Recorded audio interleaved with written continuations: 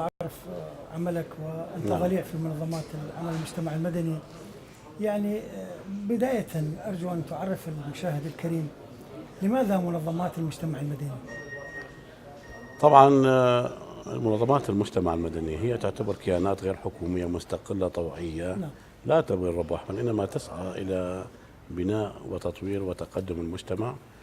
نلاحظ بأنه الدستور مادة 45 أكد على تعزيزها ودعمها، وأكد على استقلاليتها بما ينسجم مع الطرق السلمية في الوصول إلى الأهداف المشروعة. نعم.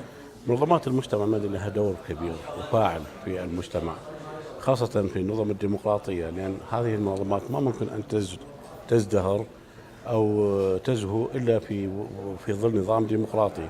يعني هناك علاقة ديالكتيكية بين منظمات المجتمع المدني والديمقراطية. لا يمكن أن توجد ديمقراطية حقيقية بدون مجتمع مدني، ولا يمكن أن يكون هناك مجتمع مدني بدون ديمقراطية. زين، طيب أستاذ ماهر، يعني عذرا للمقاطعة. نعم نعم. هل وجدت منظمات المجتمع المدني في العراق أو في نينوى بشكل خاص هذه الأرضية الديمقراطية التي تعمل بها؟ بالتأكيد، يعني منظمات المجتمع المدني عملت في ظروف صعبة جدا، ظروف تختلف عن باقي الدول، خاصة الدول المتحضرة اللي سبقتنا بمئات السنين في هذه التجربة، فهي تجربة حديثة، تجربة وليدة. والظروف اللي عملنا بها نحن كناشطين في منظمات المجتمع المدني ظروف صعبة جدا، يعني تحدينا الصعاب، يعني سوء الوضع الأمني، سوء الخدمات، فهذه المنظمات عملت في ظرف صعب جدا، فبالتأكيد فيكون عملا مربك أسوة بالدول الأخرى. وبداية لا كان ماكو قانون يأطر عمل المنظمات المجتمع المدني، فكانت عملية عمل المنظمات فوضى، والباب مفتوح على مصراعيه لكل من هب ودب. الآن تنظمت؟ بالتأكيد صدر هذا القانون، اللي صدر شجب المنظمات الوهمية، شجب المنظمات الربحية. بدأت المنظمات الفاعلة الناشطة اللي تحمل رسالة، تحمل أهداف، يعني تغربلت. نعم تغربلت تقريبا. نعم. بظل هذا القانون. نعم. طيب هذه المنظمات التي عملت في محافظة نينوى يعني هي كثيرة. نعم. كثيرة المسميات وكثيرة يعني هذه المنظمات برأيك حديثة عهد في نينوى والمواطن لا يعرف عنها شيئا. يعني أغلب الناس يقولون أنها منظمات شنطة أو منظمات ربحية، منظمات لا تخدم المواطن ولا تخدم جيوب أصحابها. يعني كيف استطعتم أنتم كمنظمات فعالة أن تقنعوا المجتمع بعملكم وتقدموا شيئا لأهالي المحافظة؟ بالتأكيد، يعني هناك سوء فهم لمنظمات المجتمع المدني، سوء فهم من قبل المسؤول، سوء فهم من قبل المواطن، وهذه ضبابية انتقلت أيضا حتى على الناشطين ممثلين منظمات المجتمع المدني. كثير من ممثلين منظمات ما يعرفون شنو دورهم، شنو واجبهم. يعني النظرة السائدة لدى بعض أكثر من ممثلين منظمات بأن واجب المنظمة أن توزع مساعدات، وهذا يعني ما يعتبر كواجب، خاطر جدا. لأن هاي أي جهة خيرية، جوامع أو حسينيات أو هم يقومون بأعمال خير. نعم. لكن مفهوم دور المجتمع المدني هو يعني الوسيط ما بين الحكومة وما بين المجتمع. وسط. نعم. هو يعني مثل ما نقول القطاع الثالث ما بين الحكومة وما بين الشعب، هو اللي يصطف بجانب المواطن في قضايا المصيرية، هو الرقيب على الحكومة. فهو مبدأ الشراكة ما بين الحكومة والمجتمع المدني. هذه الشراكة يعني لما تكون الحكومة رشيدة وتقدم خدمات للمجتمع، المجتمع المدني يصطف بجانب الحكومة ويساند الحكومة في تقديم هذه الخدمات. لكن من تنحرف الحكومة عن واجبها الوطني وعن الأهداف السامية اللي جاءت من أجلها، المجتمع المدني راح ينضم مع المواطن، لأن هاي قضية مصيرية تبرر المواطن. يعني بيكون هناك حالة فساد قوية على مستوى الحكومة، المجتمع المدني يصدر الفساد، لأن هاي قضية مصيرية تخص المواطن. لما يكون هناك انتهاكات لحقوق الإنسان تتدخل منظمات المجتمع المدني أو أي حالة يعني تخص المجتمع، لأن هاي المنظمات على اختلاف أهدافها ورسائلها تشترك في قاسم مشترك هو مراقبة الإداء الرسمي والإداء الحكومي. طيب أستاذ، يعني هي من أهم أهداف منظمات المجتمع المدني في العالم وفي العراق أنه هي وسيلة ضغط على الحكومات. نعم نعم. يعني هل استطعتم أنتم كرابطة منظمات أو منظمات مجتمع مدني أن تكونوا جهة ضاغطة على الحكومة بتغيير بعض المسارات؟ احنا يعني نقول بانه نجحنا بالضغط على الحكومه، هذا نجاح نسبي. يعني احنا مثل ما قلت لك هي منظمات المجتمع المدني واجهت تحديات عديده، يعني هناك تحديات امنيه، هناك تحديات من قبل المسؤولين، هناك تحديات متعدده. فالعمل اللي عم نعمل به عمل صعب، لكن على الرغم الظروف وقساوتها والظرف الصعب استطعنا، يعني احنا لما نظرنا الى واقع المجتمع المدني مهمش في محافظه نينوى ردنا ان ننهض بهذا الواقع، يعني نعمل لهذه المنظمات قيمه. اولا النظره السائده بالمجتمع المنظمات على انها منظمات سيئه، لكون بعض السيئين قادوا منظمات واخذوا يتاجرون بآلام الناس وعواطف الناس وشوهوا سمعه المنظمات. أين هم الآن هؤلاء؟ والله هم هذا يعني هم قاموا باساليب احتياليه نصب، جمعوا بعض المبالغ وطلع خارج المحافظه وخارج العراق، بس الاثار بقت، يعني السمعه عمت على كل المنظمات المجتمع المدني. فاحنا ايضا من خلال عملنا يعني حاولنا ان نغير هذه النظره الصورة يعني من خلال الانجازات اللي قدمناها بالمحافظه. واحنا الفكره ان نكون هذه الرابطه من مجموعه من المنظمات الفاعله والناشطه، حتى نخلي لهذه المنظمات دورها في المحافظه، حتى الانظار تتجه لهذه الرابطه. فقمنا باعمال كثيره، من ضمنها يعني احنا كان مجلس المحافظه السابق ضغطنا على مجلس المحافظه ان يشكلون هيئه للنزاهه، كان ماكو هيئه للنزاهه، استجابوا لطلباتنا وشكلوا هيئه للنزاهه. طالبناهم بان يعملون دليل عن المشاريع المنجزه وغير المنجزه حتى احنا نقوم بدورنا نراقبها، وفعلا اصدروا هذا الدليل. كثير حالات فساد اداري، من ضمنها مثلا كانوا بالغابات يسوون هاي الكوفشوبات ويقطعون الاشجار هاي مخالفه للقانون. التجأنا للحكومه المحليه، كانوا بوقتها قاضي حسن بانه هذا راح يهدد الغابات، يعني مستقبلا هاي ما راح تبقى ولا شجره. فالغوا هذا القانون، يعني هو القانون موجود ممنوع ازاله الاشجار خاصه هاي المناطق السياحيه، لكن اوقفوا ترويج هذه المعاملات المخالفه للقانون. وطالبنا ايضا احاله المقصرين للعداله.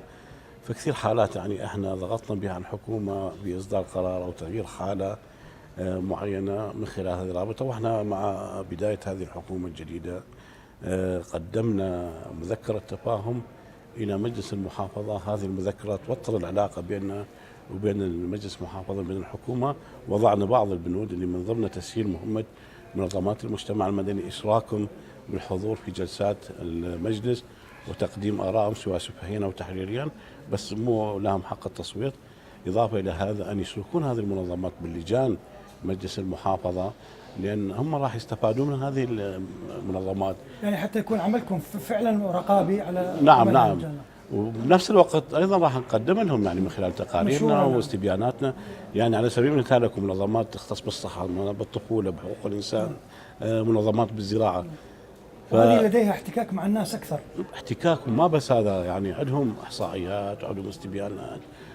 فلما راح تشكل هذه اللجان الحديثه من الممكن ان تستعين بهذه المنظمات. يعني قدمنا بعض الاحصائيات، بعض الاستبيانات، بعض الدراسات.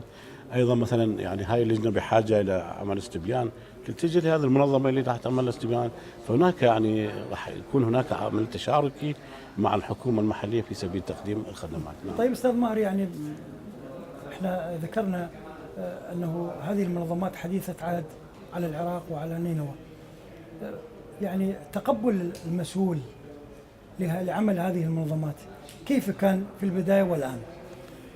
طبعا هو من حق المسؤول، يعني في البدايه هذه المنظمات ممثلي منظمات سيئي الصيد اللي اخذوا يزورون المسؤولين لاهداف خاصه، وفي بعض الاحيان من تكون هناك اجتماعات مع مسؤولين وحتى في دوائر الدوله يبرزون بعض هؤلاء اصحاب الشنطه نسميهم بطلب مطالب غير شرعيه وغير يعني ما تخص المصلحه العامه.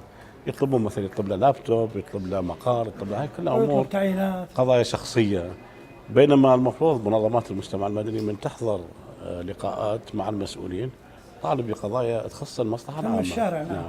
فهذه خلقت فجوه لدى المسؤولين ولدى دوائر الدوله، لانه اخذوا نظره بانه اغلب الممثلين منظمات يعني مثل ما يسمى بالعاميه يقدون او قديه يسمونها، يستجدون. بعدين هذه النظرة تغيرت من خلال يعني المنظمات اللي برزت الفاعلة وصدور هذا القانون اللي أصبح يعني المنظمات أيضا تحت المراقبة المالية يعني يتقبل المسؤول أنه أنتم تراقبون عملهم طبعا احنا المسؤول لازم يتقبل، ما في اي مجال. يعني احنا اللي عملناه خلال هاي الفتره الشيء اللي خلينا ان المسؤول يرتبط بنا قبل الانتخابات مجلس المحافظه، عملنا لقاء جماهيري بين ممثلي الكتل المرشحين على انتخابات مجلس المحافظه وبين منظمات المجتمع المدني، وجبنا ممثلين الكتل وقفناهم على المنصه بيطرح برنامج وناقشناهم بالبرنامج ووثقنا هذا الشيء، وبالاخير قلنا لهم احنا هذه الوعود اللي قطعتوها موثقه عندنا، وبعدين من راح تجون راح نحاسبكم عليه. وفعلا من راح نزلنا رئيس مجلس المحافظه بشار الكيكي هو اللي قال انا اعرف انتم عندكم قرص علينا واحنا راح نشتغل مثل ما وعدناكم. قلنا الاستاذ ما يخالف، بس احنا عندنا وثيقه تفاهم وتوقعوها هي تاطر عمل بيننا وبينكم. بالضبط، حتى فاحنا اخترقنا المسؤولين يعني بالمصلحه العامه، مو بالقضايا الاساليب الملتويه والقضايا الشخصيه. طبعا المسؤول اذا تجيب مصلحه عامه لو مهما كان لابد ان يتقبلها منك طالما انه هو المقياس المصلحه العامه، بس من تجيب مصلحه شخصيه راح تسقط بنظرات. طيب استاذ ماهر، يعني قبل ان ناخذ فاصل، هل برايك ان قانون منظمات المجتمع المدني يفي بالغرض؟ يعني جاء يعني اثلج صدوركم يعني اذا سمحت اسمع اجابتك بعد الفاصل اذا سمحت. اوكي مشاهدينا الكرام، فاصل ونعود اليكم.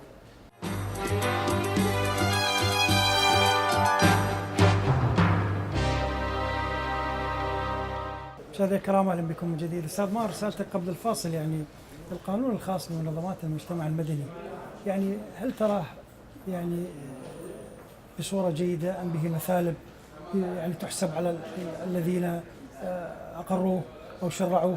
يعني انتم هل تشعر انكم بحاجه الى قانون اقوى من هذا؟ بالتاكيد هو القانون يعني اول ما شرع كان كمسوده قانون، احنا ايضا كمنظمات شاركنا في إعداد هذه المسودة وقدمناها للبرلمان. نعم. وقبل هذه المسودة كان هناك قانون أعدته وزارة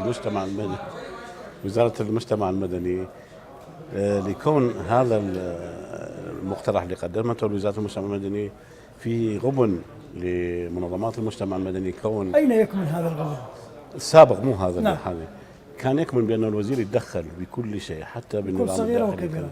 فكانت هناك مظاهرة على مستوى العراق في ساحة الأندلس، صدرنا بيان بأنه أن يلغي هذا المقترح مع الوزير، فعلا لغوا هذا المقترح وعدينا نحن مقترح. طيب لماذا يتدخل الوزير إذا سمحت؟ نعم. في هذا القانون والحكومة لا تمنحكم أي شيء وأنتم منظمات غير حكومية، لماذا يتدخل الوزير؟ وهذا يعني مسودة قانون، مقترح قانون، ما صار قانون، بس احنا يعني كتدابير احترازيه بانه رفضنا هذا الشيء. استبقتم كلها. نعم. كتبنا مسوده يعني راقيه جدا وبها حقوق تضمن حقوق وواجبات المنظمات المجتمع، قدمناها للبرلمان، لكن تفاجأنا بهذا القانون. هو قانون يعني احسن من عدم وجود القانون. قلت لك بانه يضبط عمل المنظمات، يجب القضايا الوهميه والربحيه، لكن لاحظنا بأنه هناك شيء يمس استقلالية المنظمات. من أي ناحية؟ بأن هناك فقرة بالقانون تقول بأنه المنظمات اللي تحمل صفة النفع العام، هذه المنظمات راح يكون لها دعم، واللي يعطي هذه الصفة هم رئاسة الوزراء. نعم. صفة النفع العام بقت مطاطة، ما تعرف شنو هي المعايير اللي تنطبق على هذه المنظمة النفع عام وهي ما تنطبق على نفع عام. شيء ثاني، من نضع قضايا اللي تخص التمويل برئاسة الوزراء أو مجلس الوزراء، معناته خضوع كل هذه المنظمات إلى الحكومة.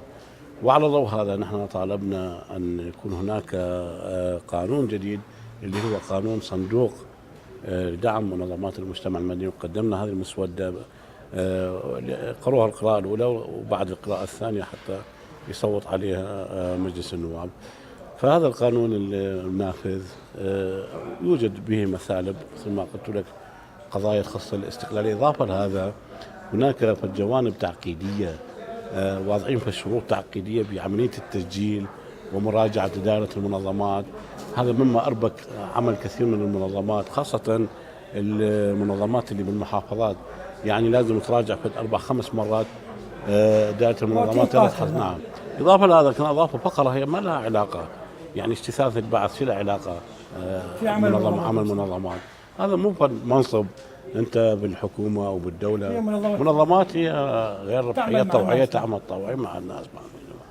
فهذا أيضا يعتبر شيء مجحف يعني بحق المنظمات. نعم.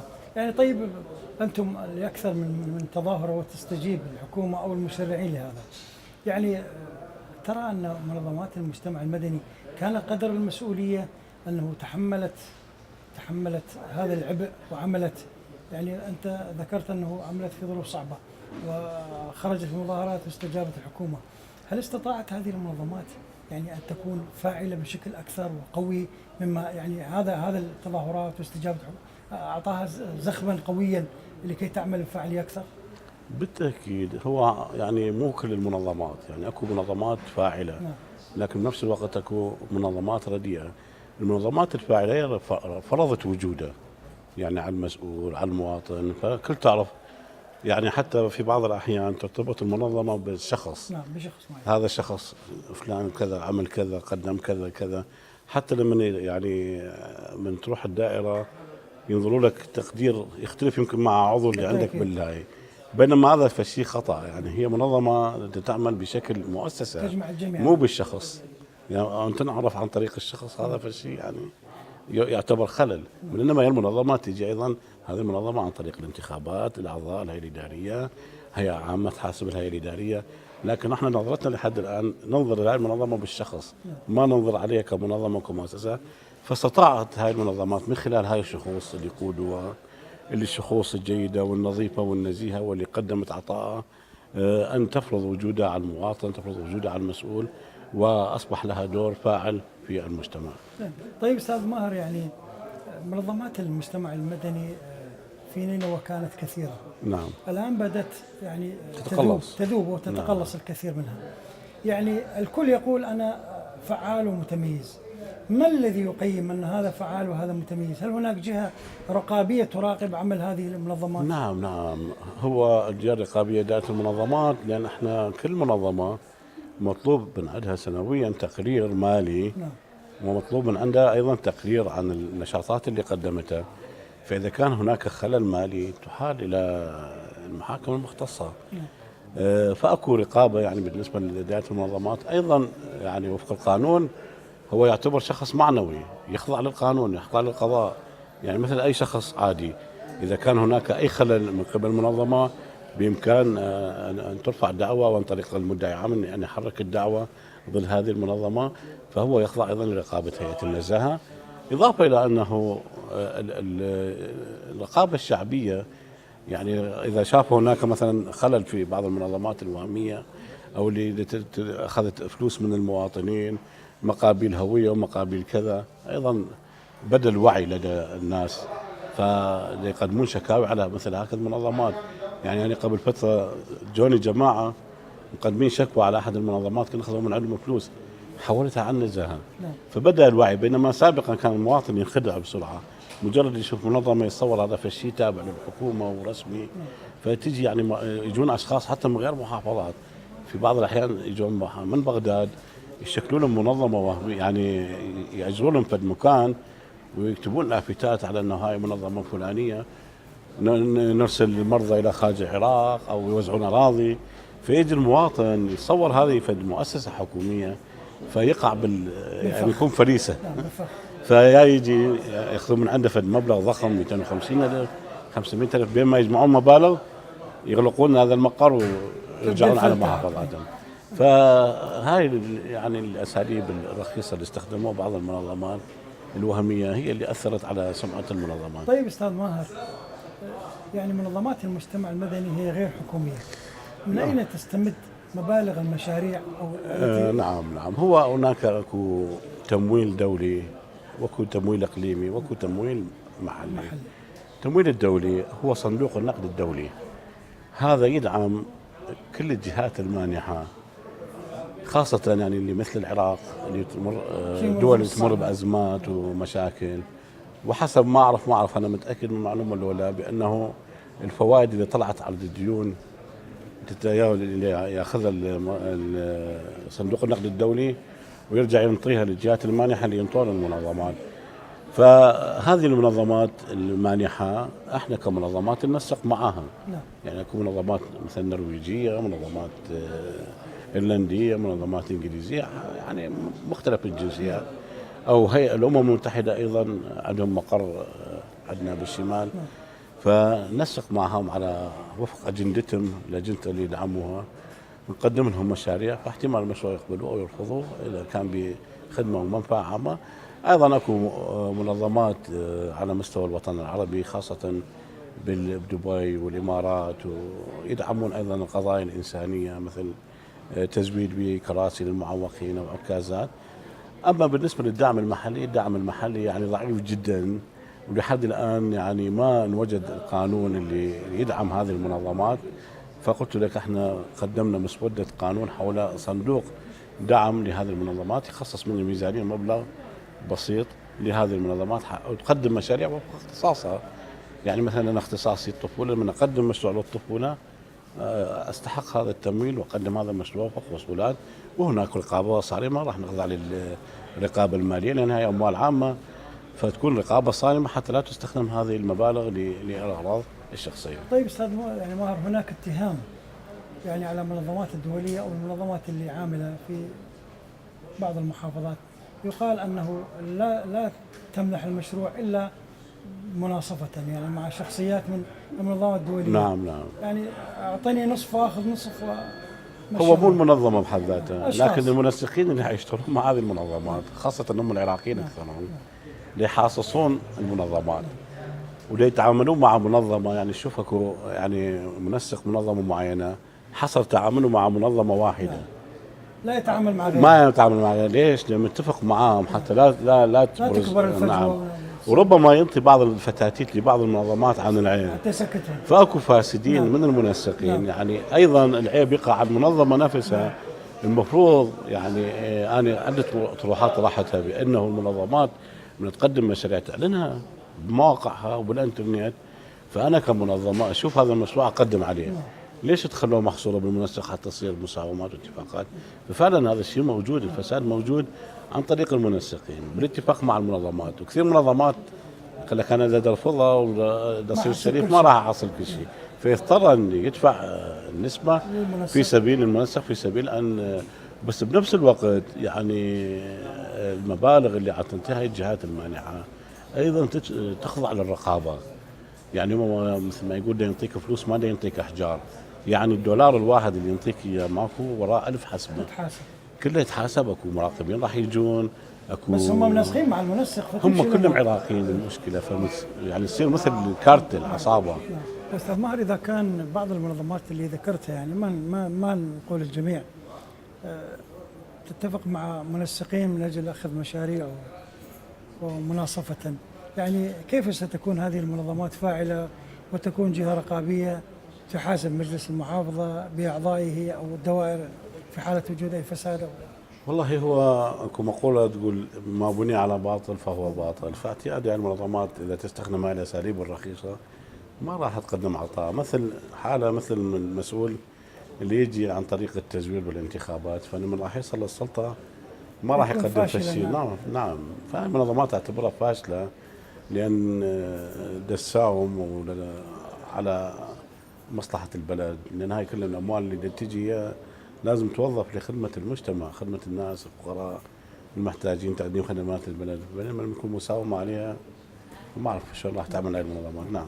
طيب أستاذ ماهر، يعني هناك منظمات كثيرة في نينوى، البعض منها ترك العمل لأنه كانت ليست في مستوى الطموح، والبعض ما زال مستمرا في العمل. يعني هناك تسميات كثيرة، يعني حضرتك عندك الأسرة والطفل، هناك من لديه علاج للأطفال، التعليم والتربية. طيب يعني هؤلاء هل هم مختصون في مجالات عملهم كمنظمات؟ يعني لديهم خبرة في التربية والتعليم أو الصحة أو مثلا يعني هذا. أسمع إجابتك بعد الفاصل إذا سمحت. نعم نعم. مشاهدينا الكرام فاصل ونعود إليكم.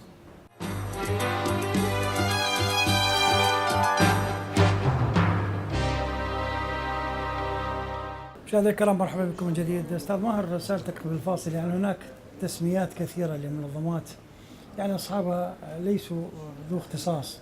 نعم يعني نعم. منظمة الأيتام، منظمة المعاقين، يعني هو لا يعرف هم الأيتام والأرملة والمطلقة.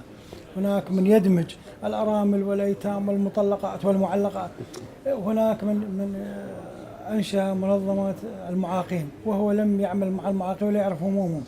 يعني من يحاسب أو من يعطي صفة لهؤلاء كي يعملوا؟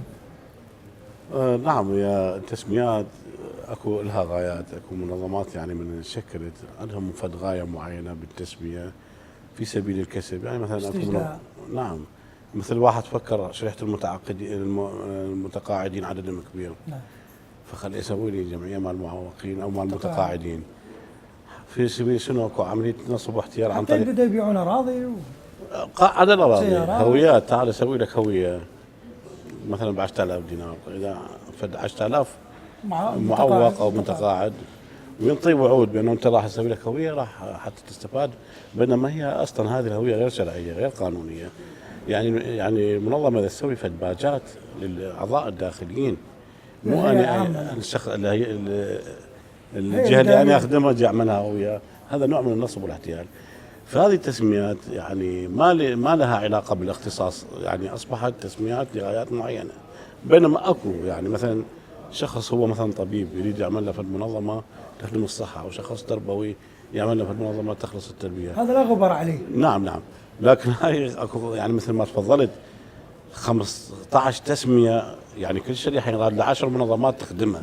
يعني انا من اقول طفوله، يعني مهما اقدم يمكن ما اقدم 2% لهذه الطفوله، فكيف انت راح تقدم للطفوله وللارامل والايتام والمعوقين وشرائح متعدده؟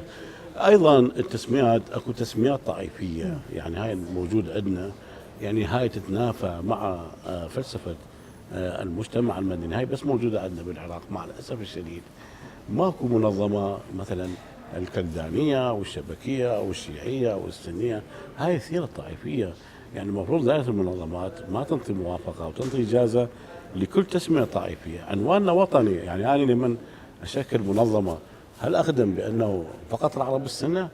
يعني انا مثلا على سبيل المثال عندي مساعدات اوزعها، هل راح انتقي بينما هي لكل المواطنين لكل المجتمع في هاي الخدمات اللي نقدمها، لان عنواننا هو وطني. نعم. واحنا بالعكس يعني القواسم المشتركه اللي يشترك بها المنظمات على مختلف اختصاصاتها هو مراقبه الاداء الحكومي وكذلك تعزيز المواطن بدون اختلاف. نعم. فهاي التسميات الطائفيه ايضا تلعب دورها في اثاره الطائفيه بالوقت اللي احنا نريد نقضي على الطائفيه، بينما هاي التسميات هي تغذي المساله الطائفيه. فدائره المنظمات يعني المفروض تكون واعيه في هذا الجانب. الشيء الثاني الاهتمام بالتسميه كما تفضلت قبل قليل، بانه هاي المنظمه نريد شكل اقلا في الاختبار بسيط للمنظمه لحد معلومات حول هذا الاختصاص اللي تمارسه. يعني نلاحظ احنا في الدول المتحضره هناك معاهد ما ينطون اجازه لما تتخرج الهيئه الاداريه من هذا المعهد سنتين، يدرسون يعلمون شلون يكون الكادر الاداري، شلون كذا. نحن قبل لدينا كل من هب ودب نيجي نستلم الاجازه وراح ليس لديه مهنه. يعني اكو هوايه استلموا الجائز بعد ما استلموا يقول شو نسوي احنا؟ انطونا اجازه شو نسوي؟ وين نروح؟ ما يعرف وين نروح وين يجي. طيب استاذ ماهر، نعم يعني شكلتم قبل فتره رابطه منظمات نعم. نينوى منظمات المجتمع المدني، يعني ما الغايه من تشكيل هذه الرابطه؟ هل تشعرون ان منظمات المجتمع المدني بحاجه الى سند قانوني اخر حتى تعمل، يعني تكون رابطه نينوى ظهير قوي لهذه المنظمات؟ نعم، هو اكو شيء اسمه التشبيك، وهذا بالقانون ايضا قانون موجود بينه مجموعه من المنظمات تعمل شبكه فيما بينها لتقديم يعني باهداف انيه او مستقبليه بعيده المدى وقصيره المدى. فهي تشترك يعني في هدف معين هذه المنظمات في معالجه حاله، في لها موقف معين. فاحنا كمنظمات مجتمع مدني لنعمل يعني بانفراد في محافظه نينوى، وهناك ارباك بالعمل. فارتئينا بانه يعني هاي المنظمات لو تتحد تعمل شبكه اولا راح تكون مرجع لهذه المنظمات، وشيء ثاني ايضا انه يكون هناك تعاون وعدة منظمات راح بمختلف اختصاصاتها وتنوعاتها راح يكون لها قوة ضغط أقوى على الحكومة وعلى السلطة، وأيضا الخدمات راح تكون اللي تقدمها تكون فاعلة، ما مثل ما تعمل المنظمة على انفراد. هذا معناته لا يلغي الشخصية المعنوية للمنظمة. المنظمة تعمل بعملها وفق أهدافها وفق رسالتها، لكن من تشتغل تجمعها خيمة واحدة في الرابطة. يعني في بعض الأحيان نحن نحتاج إلى مثلا اعتصام أو مظاهرة، فهذه المنظمات الشبكات كلها على شكل تشبيك راح تكون صوت واحد وهدف واحد ورسالة واحدة. يعني احنا على سبيل المثال احنا قدنا حملة ما لإلغاء رواتب البرلمانيين كمنظمات على انفراد، ما ممكن أن نقوم بهذه الحملة، لكن من تكون باسم رابطة منظمات المجتمع المدني راح تكون أكثر تأثير. فأيضا يعني بأنه نحن عن قريب كانت هناك فكرة بأنه نقول مظاهرة، لكن لاحظنا بأنه المظاهرة سوف تجير إلى غير أهداف، وربما هناك عناصر طارئة راح تدخل المظاهرة راح تحرفها عن هدفها. ففكرتنا بأنه راح ننسق مع مكتب البرلمان في محافظة نينوى ونخرج كاعتصام في داخل مكتب أمام المكتب. نعم أمام المكتب أو بالحديقة، نوجه رسالة للبرلمانيين بأنه هذه الرواتب العالية أخذت تثقل كاهل المواطن، ونطلب من هؤلاء البرلمانيين أن يستجيبوا لهذا المطلب، لأنه مطلب أصبح مطلب شعبي، لأن على مستوى العراق بيجمعوا بمختلف طوائفه ومختلف قومياته. يعني أي شخص هسه يعني أنا شفناه بالتجربة، هذه القائمة مال تجميع رواتب العفو تواقيع، أي مواطن ما على التعيين يقول له بس تعال وقع لي على، يقول لك شنو هي المسألة؟ يقول له إلغاء رواتب المتقاعدين بكل ممنونية، هو يشكرك وقع. فهذا في المطلب إلغاء رواتب النواب. نعم الرواتب التقاعدية مال مجالس النواب والعفو والرئاسات الثلاث ومجالس المحافظات، فهذا مطلب يعتبر مطلب شعبي حقيقي. فاحنا كمنظمات المجتمع المدني هذا كان دور اساسي كمنظمات كرابطه تجمع كل المنظمات، والمنظمات عاد تتعاون يعني كلها فيما بينها، يعني في جمع التواقيع، في قضايا الاعتصامات، اي قضايا اخرى، عمليه مدافعه. فعن طريق هذه الرابطه وهذه الشبكه استطعنا ان نقدم بعض الشيء. لماذا اطلقت يعني اثيرت مشكله رواتب الرئاسات الثلاث والنواب والدرجات الخاصه في هذه الفتره؟ يعني لماذا لم تطلق في الدوره السابقه؟ يعني هناك من يتساءل يقال ان هذه قضيه سياسيه او استهداف للبرلمان. لا، هي مو قضيه سياسيه. سابقا صدروا هذا القرار، هو صدر من مجلس النواب، من البرلمانيين هم صدروا هذا القرار. ووقت اصدار هذا القرار كل البرلمانيين كانوا حاضرين. يعني بالقوانين الاخرى او القرارات الاخرى نشوف هناك تغيب من البرلمانيين، تعرف هذا الشيء، لكن اليوم اللي اصدروا هذا القرار كلهم حضروا وبالاجماع وافقوا على هذا الشيء. سابقا يعني المجتمع ما حس باثار هاي المبالغ، يعني ما حس بحساب يعني بانه راح يجي يوم بانه تثقل كاهل المواطن وتاثر على الاقتصاد. تلاحظ هاي الدورات اللي راحت وجت دوره اخرى بدت يعني رواتب التقاعديه القديمه مبالغ ضخمه. يعني بعض الاقتصاديين قيموها بانه تعادل ميزانيه بعض الدول المجاوره، واشارت بعض التقارير بانه 2020 راح يبلغ قيمه هذه الرواتب التقاعديه 50 مليار دولار، ما يعادل نصف الميزانيه. يعني من خلال التراكمات، يعني دوره تروح وتيجي دوره، فبالاخير راح تتراكم هاي الرواتب التقاعديه، فراح يصير مبلغ ضخم. فهذا المبلغ يعني يثقل اقتصادنا ويأثر على اقتصادنا. والشيء الثاني راح تنخلق طبقه راح تتربع على الفقراء، تزداد غنى، بينما الطبقه الفقيره تزداد فقر. فهاي المبالغه ايضا بدل ما يعني يستفادون منها فئه معينه، هاي خلي تنعطي للفقراء، للمتقاعدين من الموظفين، نستخدمها في مجال التنميه والخدمات. فبدأ المجتمع بهذه الفترة بالذات يحس بثقل وخطورة هذه المبالغ اللي نعطي للبرلمانيين، تأثيرها الشديد على الميزانية. لهذا بدأت الأصوات تتعالى. يعني بدأت من البداية رجال الدين وبعض الإعلاميين، وبينما أصبح حاليا مطلب شعبي ليس في منطقة معينة بل على مستوى العراق. وماكو في جهة هي تقول أنا اللي عاد أقود هذه المسألة، بل إنما بنكران ذات، يعني خاصة منظمات المجتمع المدني على مستوى العراق يشوف شعاراتنا موحدة، ماكو اسم جهة. معينه، يعني حتى لو تقرا القوائم ماكو اسم، يعني نكتب عليه نينو بس ما نكتب الفلان عقوده او رابطه نعم نينو وكذا. نعم نعم. طيب يعني هل سيستجيب يعني الرئاسات الثلاث او البرلمانيين، يعني سيستجيبون ل يعني منادات الشعب او صرخات الشعب من اجل الغاء هذه الرواتب؟ والله بالتاكيد الاستجابه ضعيفه، لكن عندما الشعب يغضب وراح يخرج الى الشارع راح تكون هناك مظاهره قويه على مستوى العراق. بس مع الاسف ربما ما تتحقق هذه المظاهرات، لان احنا يعني ثقافه المظاهره اصبحت يعني عندنا ضعيفه جدا. ما عندنا ذاك الوعي اللي يعني احنا كمنظمات مجتمع مدني مثلا بنقول مظاهره لازم تكون هذه مظاهره حضاريه، تعتقد انها ستجير حتى لجهات نوصل معينه؟ الرساله، ما نخلي جهه تدخل بيناتنا او كذا، لكن ما تستطيع السيطره، لابد ان تجيك جهه معينه. يعني خلال هاي الفتره احنا صرحنا امام الاعلام بانه راح نعمل مظاهره في 31/8. فتعرف احنا بالشارع واحد الاشخاص شافني قال لي انتم شو وقت راح تسوون هاي المظاهره حتى نطلع؟ يا ويت تطلع على مش شنو؟ اللي يطلع على غير شغلات. فحسينا يعني شعرنا بانه اكو ناس راح تدخل بهاي المظاهره وتجيرها لغايات اخرى، بينما نحن هدفنا واحد وغايتنا واحده. فاجتمعنا بالهيئه الاداريه وايضا اتصلنا مع بعض المحافظات بانه احنا محافظتنا انه بالذات احتمال ما راح نقوم بالمظاهره، بل راح نسوي اعتصام في مكتب البرلمان.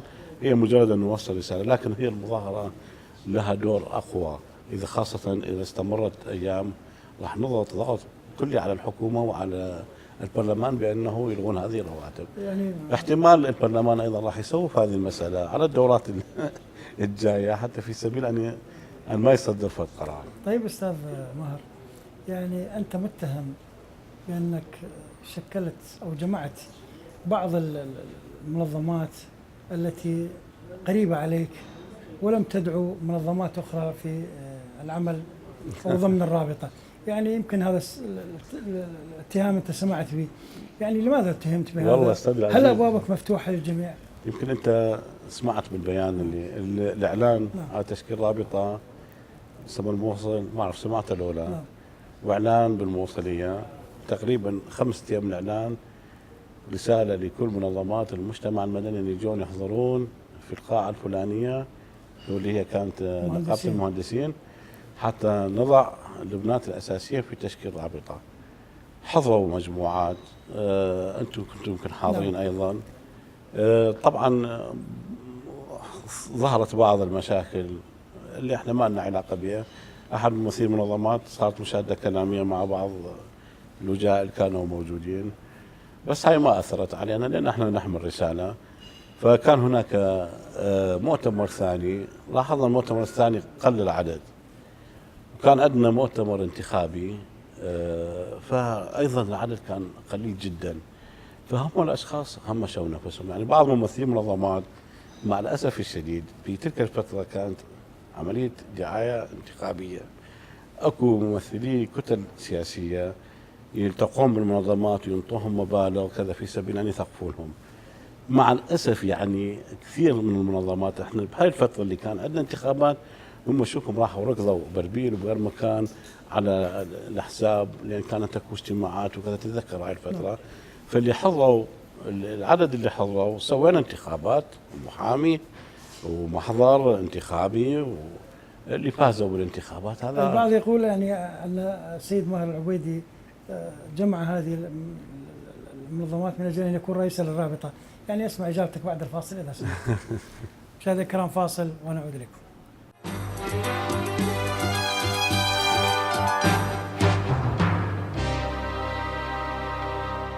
مشاهدينا الكرام اهلا بكم من جديد. استاذ ماهر سالتك قبل الفاصل، يعني يقال ويشاع ان ماهر العبيدي يعني شكل هذه الرابطه من اجل ان يكون رئيسا لها، يعني هذه بعض المنظمات تقول. ماذا ترد عن هذه الاتهامات؟ والله انا يعني خليني اوجه رساله من خلال قناتكم، يا ريت اي واحد يريد يصير رئيس الرابطه خليه يجي، يعني ما عندي تنازلك عنها. عندنا والله، وهذا يمين، يعني انا اقسم يمين بانه انا ما جيت لهذه الرابطه بالذات. والله احنا عندنا رساله نريد نحققها، وانا اي انسان يقدم خدمه لهذه المدينه ولهذا البلد والله انا مستعد اشتغل عنده فراش. اي واحد خليه يجي يصير اي واحد، لا ما بيشي فراش وشنو ما بده يقدم خدمه، اي واحد، اي منظمه، اي ممثل منظمه خليجي يصير رئيس منظمه، واني ما اريد اي منصب، بل انما اشتغل عنده اذا هو يقدم خدمه للمجتمع. احنا حتى بالانتخاب الاول